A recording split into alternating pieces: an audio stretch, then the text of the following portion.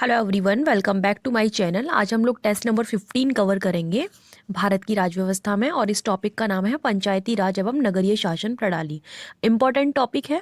Start करते हैं first question के साथ। फर्स्ट क्वेश्चन है, किसका संबंध लोकतांत्रिक विकेंद्रीकरण से है? ठीक है, ऑप्शंस यहाँ पर आपको काफ़ी सारे दे रखे हैं, क्योंकि आपका टॉपिक वो है पंचायती राज, तो आपको यहाँ पर तो इजीली पता चल गया होगा कि आंसर क्या है। ठीक है, ऑप्शन नंबर ए करेक्ट हो जाएगा। पंचायती राज का अभिप्राय ग्रामीण स्थानीय स्वशासन व लोकतांत्रिक विकेंद्रीकरण से है। ग्राम और जिला स्तर के शासन को स्थानीय शासन कहते हैं। इसमें राजनीतिक शक्ति का विकेंद्रीकरण करके, विकेंद्रीकरण का मतलब जानते हो, यानी कि किसी भी चीज़ का डिस्ट्रीब्यूशन कह सकते हो आप, करके इस शक्ति को आम आदमी के हाथों तक पहुंचाया जाना इसका उद्देश्य है।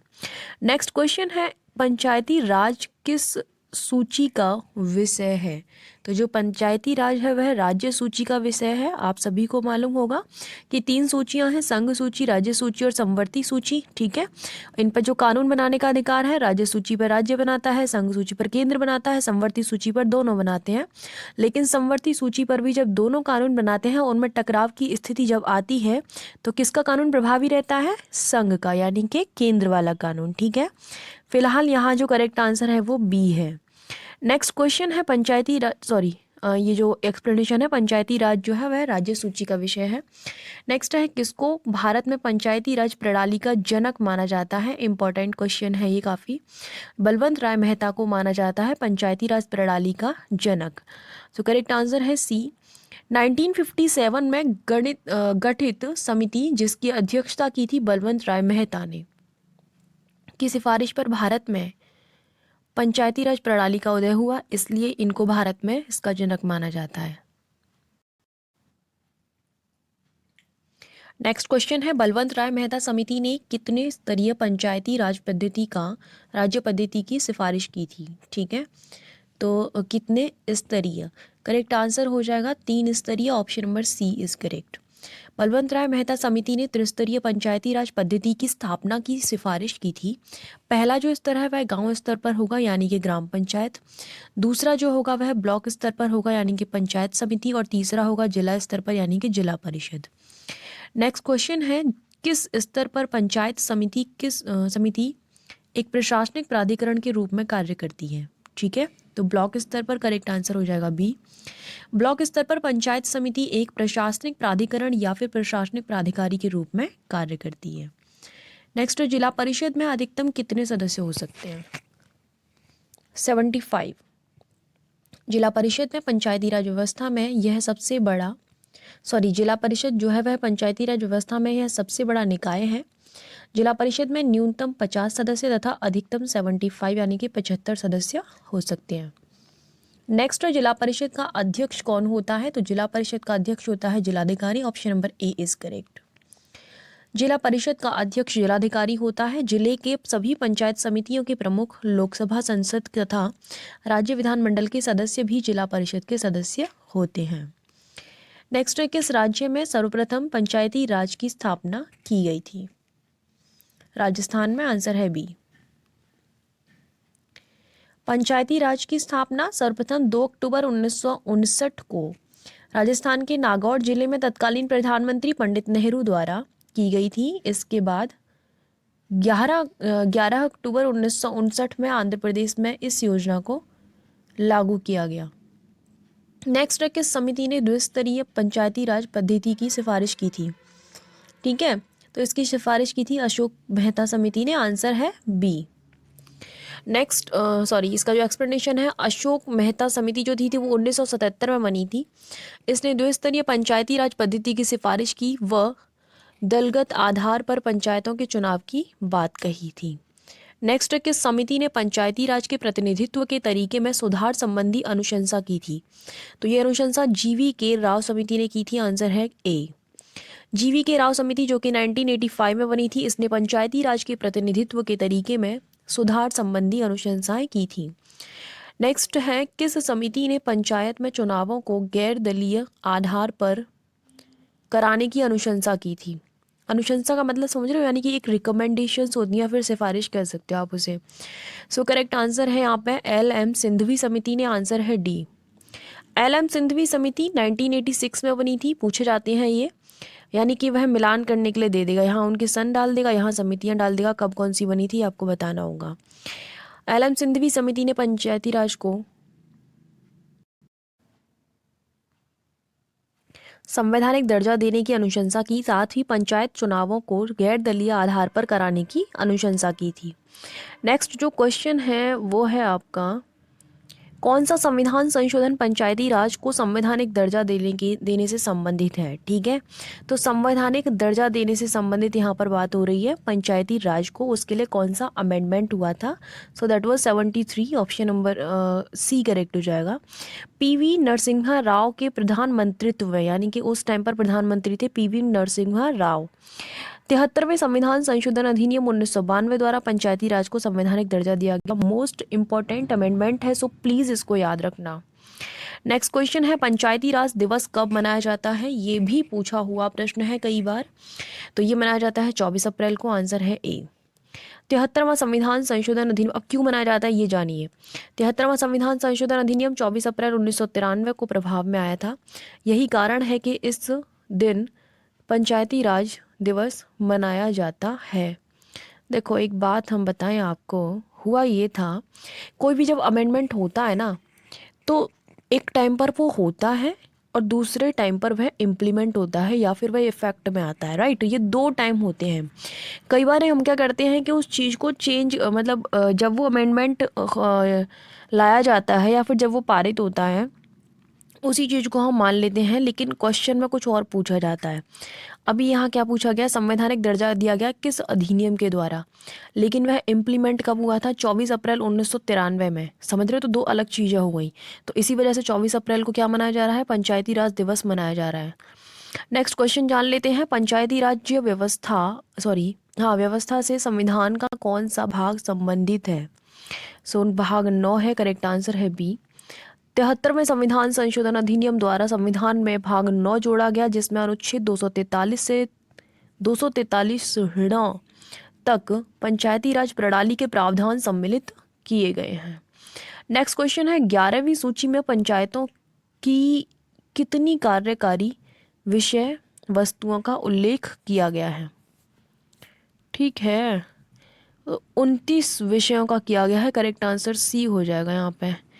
73वें संविधान संशोधन अधिनियम द्वारा संविधान में 11वीं सूची जोड़ी गई। इस सूची में पंचायतों की 29 कार्यकारी विषय वस्तुओं का उल्लेख किया गया। यह अनुच्छेद 243 जी से संबंधित है। नेक्स्ट है, किस संविधान संशोधन अधिनियम द्वारा अनुच्छेद 40 को व्यवहारिक रूप दिया गया। ऐसा किया गया था 73वें संविधान संशोधन अधिनियम द्वारा, आंसर है सी। 73वें संविधान संशोधन अधिनियम द्वारा अनुच्छेद 40 जो कि ग्राम पंचायतों के गठन से संबंधित है, पढ़ा होगा आपने, किस में पढ़ा था, डायरेक्टिव प्रिंसिपल्स में, को व्यवहारिक रूप दिया गया था। नेक्स्ट क्वेश्चन है, कौन सा अनुच्छेद पंचायतों में अनुसूचित जातियों एवं जनजातियों के लिए सीटों के आरक्षण की व्यवस्था करता है। तो करेक्ट आंसर है अनुच्छेद 243 D, option number D correct हो जाएगा। अनुच्छेद 243 डी पंचायतों में अनुसूचित जातियों एवं जनजातियों के लिए सीटों के आरक्षण की व्यवस्था करता है। नेक्स्ट है, किन राज्यों को माध्यमिक स्तर पर पंचायतों को गठन न करने की छूट है। ठीक है, तो वो है जिनकी जनसंख्या 20 लाख से ऊपर नहीं है, उनको ये छूट प्राप्त है। ऐसा राज्य जिसकी जनसंख्या 20 लाख से ऊपर नहीं है, उसे माध्यमिक स्तर पर पंचायतों को गठन न करने की छूट प्राप्त है।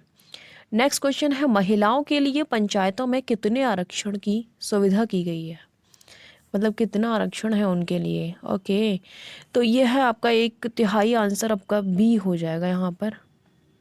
लेट्स सी, यस, अनुच्छेद 243 घ के तहत ये इनको प्रावधान इनके लिए किया गया है कि महिलाओं के लिए पंचायतों में 1/3 आरक्षण की मैं असुविधा क्यों बोल रही हूँ, उसको सुविधा की गई है। नेक्स्ट है, 73वें संविधान संशोधन अधिनियम का अभिपालन सर्वप्रथम किस राज्य ने किया था। तो इसका पालन किया था एमपी ने, आंसर है डी। 73वें संविधान संशोधन अधिनियम का अभिपालन सबसे पहले मध्य प्रदेश ने किया था। नेक्स्ट है, किसमें चुनाव जनता द्वारा प्रत्यक्ष रूप से होता है? गांव स्तर पर ग्राम पंचायत में। करेक्ट आंसर ए है। पंचायती राज प्रणाली में गांव स्तर पर ग्राम पंचायत में चुनाव जनता द्वारा प्रत्यक्ष रूप से होता है, जबकि ब्लॉक स्तर पर पंचायत समिति व जिला स्तर पर जिला परिषद का चुनाव अप्रत्यक्ष रूप से होता है। जिला परिषद के सदस्य प्रत्यक्ष निर्वाचित होते हैं एवं अध्यक्ष का चुनाव अप्रत्यक्ष पद्धति से होता है। नेक्स्ट क्वेश्चन है, पंचायती राज चुनाव का तरीका किसके द्वारा निर्धारित किया जाता है? ठीक है, तो ये निर्धारित किया जाता है विधानमंडल के द्वारा। आंसर है आपका बी। पंचायती राज चुनाव का तरीका राज्य विधानमंडल द्वारा निर्धारित किया जाता है तथा चुनाव कराने का निर्णय राज्य सरकार द्वारा लिया जाता है। नेक्स्ट क्वेश्चन है, पंचायत चुनाव कराने की संपूर्ण जिम्मेदारी किसकी होती है? तो पंचायत चुनाव कराने की सबसे सारी जो जिम्मेदारी होती है वह राज्य निर्वाचन आयोग की होती है। आंसर है आपका बी। पंचायत चुनाव कराने की संपूर्ण जिम्मेदारी राज्य निर्वाचन आयोग की होती है। नेक्स्ट क्वेश्चन है, एक क्षेत्र पंचायत का क्षेत्र निर्धारण किसके आधार पर किया जाता है?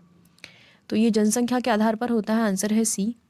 एक क्षेत्र पंचायत का क्षेत्र निर्धारण जनसंख्या के अनुपात में राज्य सरकार द्वारा किया जाता है। नेक्स्ट है, पंचायत चुनाव लड़ने हेतु न्यूनतम आयु कितने वर्ष होनी चाहिए? तो न्यूनतम आयु होनी चाहिए 21 वर्ष। आंसर है बी। पंचायत चुनाव लड़ने हेतु न्यूनतम आयु 21 वर्ष होनी चाहिए। एक पंचायत की अवधि पूर्ण होने के बीच में ही पंचायत का विघटन होता है, तो कितने माह के अंदर जो है चुनाव कराना अनिवार्य है? 6 माह के अंदर। आंसर है बी। पंचायतों की अवधि 5 वर्ष तक होती है। यदि बीच में ही पंचायत विघटन हो जाता है तो 6 माह के अंदर दूसरा चुनाव करा लेना चाहिए। विघटन के बाद गठित की गई नई पंचायत जो होती है वह केवल शेष भाग के लिए बनी रहेगी जिसके लिए विघटित पंचायत बनी रहती। ठीक है, समझ में आया कुछ? नेक्स्ट लाइन का जो मतलब है, मतलब ये है कि 6 महीने के अंतर्गत आप चुनाव तो कराओगे, लेकिन अब ये नहीं है कि चुनाव कराया तो जो नई पंचायत है वो 5 साल तक ही फिर से कार्य करेगी। नहीं, वो सिर्फ उतना ही शेष भाग अपना कार्य करेगी जितना पहली वाली पंचायत का, यानी कि जो विघटित हो चुकी है उसका कार्य जितना बचा है ना उतना ही करेगी। नेक्स्ट क्वेश्चन है, किसी पंचायत के 5 वर्ष से पहले ही विघटन के बाद गठित नई पंचायत की अवधि क्या होगी? अभी ऊपर तो आपको बता दिए हैं, अब क्या दोबारा बताएं? विघटित पंचायत की शेष अवधि जो रह जाती है तब तक होता है बस। ठीक है। नेक्स्ट क्वेश्चन है, कौन पंचायतों की वित्तीय स्थिति की समीक्षा के लिए वित्त आयोग का गठन करता है? कौन करता है? राज्यपाल। आंसर है आपका डी।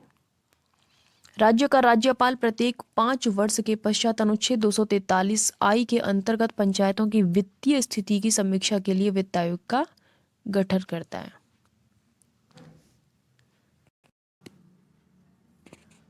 नेक्स्ट क्वेश्चन है, निम्नलिखित में से कौन पंचायतों को वित्तीय सहायता की अनुशंसा करता है?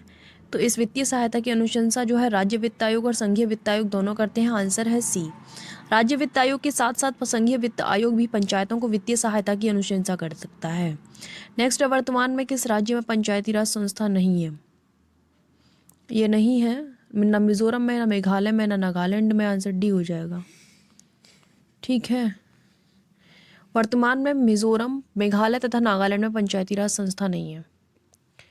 नेक्स्ट है, किसने ग्रामीण स्थानीय शासन का नाम पंचायती राज सुझाया था? ये किसने सुझाया था? महात्मा गांधी जी ने। करेक्ट आंसर है बी। ग्रामीण स्थानीय शासन का पंचायती राज नाम गांधी जी ने सुझाया था। तृणमूल लोकतंत्र का संबंध पंचायती राज से है। नेक्स्ट है, किसको भारत में स्थानीय स्वशासन का पिता कहा जाता है? ठीक है, तो ये कहा जाता है लॉर्ड रिपन को। करेक्ट आंसर है बी। लॉर्ड रिपन को भारत में स्थानीय स्वशासन का पिता कहा जाता है। नेक्स्ट, भारत में किस राज्य में पंचायती राज संस्थाओं में महिलाओं को 50% आरक्षण प्राप्त है?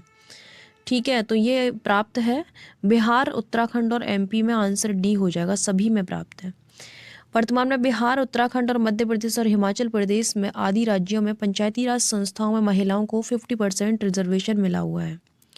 नेक्स्ट, जिसका आंसर दिख गया है, सर्वप्रथम नगर निगम की स्थापना कहाँ पर हुई थी? देख लिया है ना आंसर आपने? आंसर है ए, मद्रास।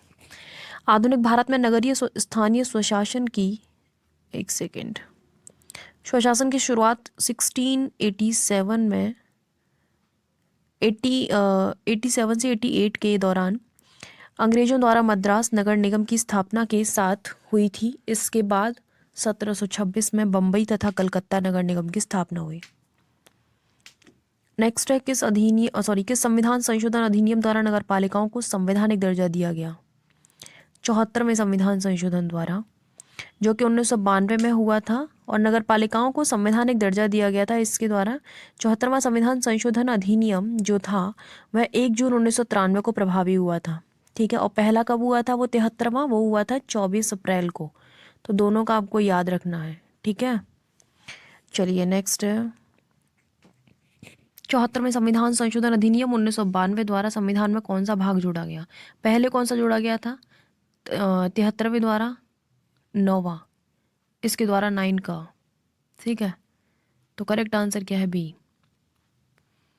74वें संविधान संशोधन अधिनियम 1992 द्वारा संविधान में भाग 9 का जोड़ा गया व नगरीय शासन प्रणाली को नगर पालिका नाम दिया गया। नेक्स्ट है 74वें संविधान संशोधन अधिनियम 1992 द्वारा संविधान में कौन सी सूची जोड़ी गई? पहले कौन सी जोड़ी गई थी? 11वीं। तो अब कौन सी जोड़ दी गई होगी फिर? 12वीं। करेक्ट आंसर है सी। 74वें संविधान संशोधन अधिनियम 1992 द्वारा 12वीं सूची जोड़ी गई, जिसमें नगर पालिकाओं की 18 कार्यकारी विषय वस्तुओं का उल्लेख किया गया था। यह अनुच्छेद 243W से संबंधित है। ये प्रश्न पूछा हुआ है कि 12वीं अनुसूची में 18 विषय हैं और ये 18 और 29 विषय वाला पूछे हुए ये प्रश्न। नेक्स्ट क्वेश्चन है आपका, नेक्स्ट क्वेश्चन है 74वां संविधान संशोधन अधिनियम कितने तरह की नगर पालिकाओं की संरचना का उपबंध करता है?